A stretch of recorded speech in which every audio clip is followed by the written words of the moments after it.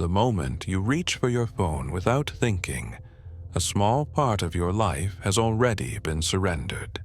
It is a quiet theft, practiced in millions of tiny motions, and it compounds until days become noise and attention becomes fragmented beyond repair. Imagine a different approach, one taught by men who polished silence like a blade and practiced attention as if it were a martial art. Miyamoto Musashi and the samurai understood focus not as a tool, but as a way of being, and that way begins with a single, stubborn refusal to be scattered. Chapter 1. The Awakening. Kenji was not born into discipline, he was born into urgency. He worked long hours in a city that enforced speed as virtue, and his devices buzzed like cicadas in summer, constant, unnoticed, eroding. One morning, after missing an important presentation because his mind had been tethered to petty diversions, he found himself standing before an old portrait of Musashi in a small, book-lined cafe. The portrait looked like a man who had chosen silence as his teacher, and for the first time Kenji heard the question that would reshape him. What if attention is the only true currency? Chapter 2. The Principle of Mushin. Mushin, literally no mind, is not emptiness in the sense of vacancy. It is clarity, an uncluttered presence that allows action without the friction of doubt, fear, or distraction. Musashi wrote of technique and timing, of the mind that flows like water, adapting and responding without the hesitation that comes from overthinking. This state is disciplined, not passive. It is forged through ritual, repetition, and a willingness to eliminate the trivial until only what matters remains. Chapter 3. The First Cuts. Elimination. Kenji began by examining where his attention leaked. He kept a journal for a week and recorded every diversion that stole 5 minutes or an hour of life. Endless scrolling, impulse messages, meetings without purpose. The first act of a warrior is to cut away unnecessary weight. He deleted half the apps on his phone, muted notifications, and set rigid windows for communication. These were small, non-negotiable actions, each one a deliberate incision aimed at creating a field in which focus could take root. Chapter 4. Rituals of Presence. Discipline cannot be a destination reached by will alone. It must be embodied through ritual.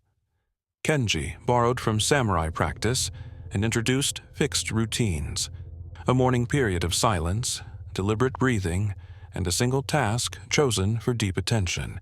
He practiced sitting quietly for 10 minutes, no goals, no devices, simply noticing the mind and returning it, like training a blade in its sheath.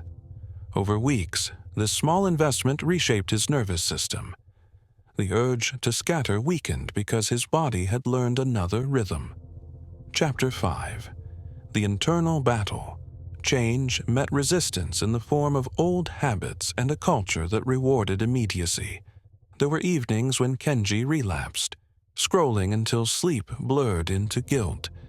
Each relapse felt like a duel. The part of him that craved distraction was loud, inventive, and merciless. The part that sought mastery was quiet and patient. Success was not the absence of failure, but the measure of how quickly he returned to the frame of practice, how he treated relapse as information rather than as a verdict. Chapter 6. The Discipline of Constraints. Samurai mastery depended on constraint, reduction as strategy. Musashi often practiced with only one sword, or in difficult conditions to sharpen adaptability. Kenji applied the same logic to his environment. He simplified his workspace, removed visual clutter, and created a single attention altar where his most important work happened. He limited meetings to 2 days a week and declared entire afternoons as sacred focus time.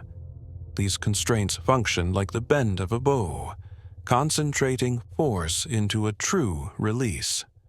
Chapter 7. presence in action. Mushin is most evident not in stillness but in action. When a samurai engaged, thought and motion became indistinguishable. Hesitation vanished because the mind was not occupied with fear. For Kenji, this translated into deep work blocks during which he completed tasks with a calm precision that surprised him. Problems that previously expanded into anxiety were resolved through steady, composed attention.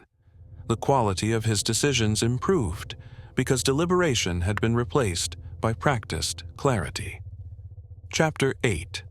The Quiet of No Response. One of the hardest lessons was learning not to respond to every stimulus. In the modern world, response is mistaken for productivity. The samurai valued measured reply over reflexive reaction. Silence itself can be a shield and a tool. Kenji began to treat his inbox as a stream to be visited on his schedule rather than a bell that dictated his day. This created a space where thought could ferment into strategy instead of dissolving into busyness. Chapter 9. Identity as Practice. Musashi did not teach techniques alone, he taught identity, who one becomes through the discipline of practice. Kenji shifted from someone who tried to be productive to someone who embodied focus. He introduced small non-negotiables: no devices during meals, 1 hour of reading per evening, and a weekly reflection on intentions. Over months, these acts ceased to be chores and instead composed a character. In living them consistently, he redefined himself. Chapter 10. The Test.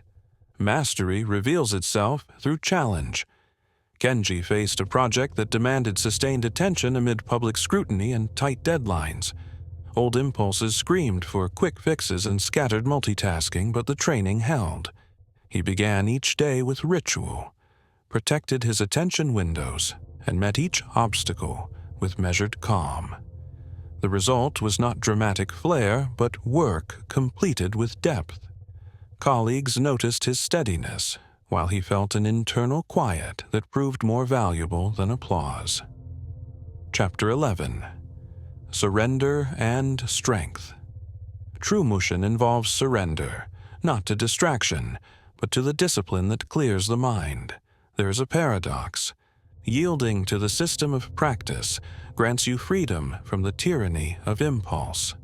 Kenji found that surrendering to routine liberated him. He no longer tethered his sense of worth to the immediate rush of notifications. Strength, in this sense, is the capacity to hold attention, to be present without being reactive. Chapter 12. Systems over will. The samurai built systems, training, etiquette, ritual that outlasted moments of weak will. Kenji prioritized systems, environmental design, scheduled attention blocks, and small daily markers that required no decision in the moment. These systems carried him on days when motivation waned. They made focus a predictable outcome rather than a heroic act. In time, the systems made the practice inevitable, and the practice made the life coherent. Conclusion. The quiet edge. The lesson of Mushin is not mysticism, but method. It asks for small, steadfast commitments. Remove the unnecessary, create ritual, protect attention, and cultivate identity through consistent action. You will not become a samurai by reading about Musashi, but you can inherit his method. Train your silence, sharpen your attention, and arrange your life so that the mind can move like water. In that clarity, you will find less noise, deeper work, and a steadiness that outlasts the fleeting satisfactions of distraction.